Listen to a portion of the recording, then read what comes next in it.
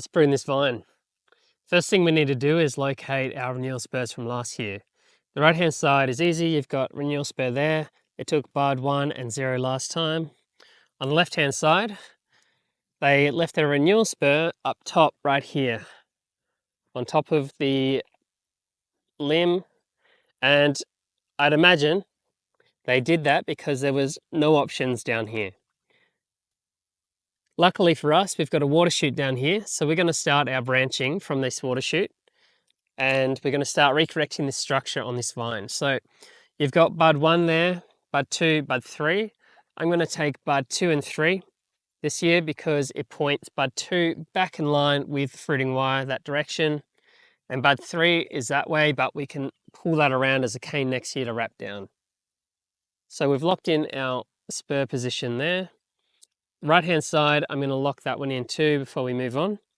So this one, I've got spur here. Bud 1 is pointing out towards me to the mid row. 2 is going into the fruiting wire, and 3.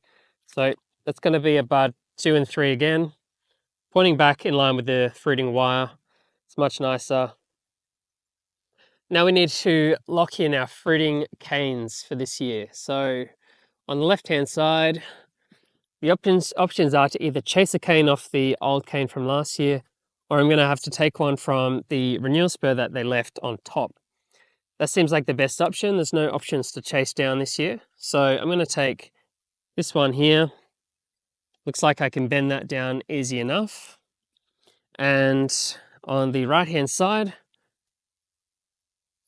same thing. We've got a small cane here that I can wrap down. It's right on pencil thickness, and then nothing up here that I can chase.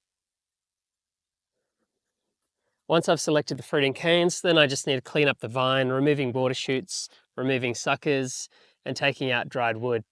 That way we've reset the structure of the vine, got the shuckers going again. Next year we're going to branch off the renewal spurs and continue that process following the sap flow on each side. I'm going to pause it now, clean up the vine, and we'll review. All right, so this vine is now pruned.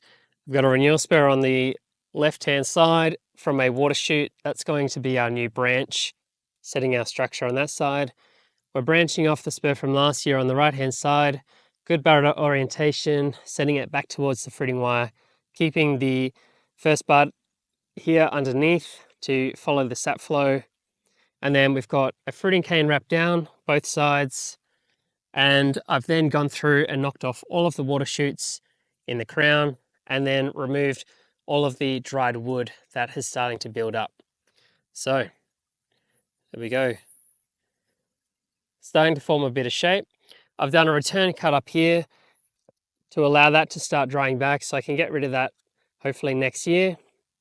And then this one up here, once we start branching off this, I'll make a return cut through here next year, so we can start to remove this section of the limb, opening up a lot more space for this branching system to start forming.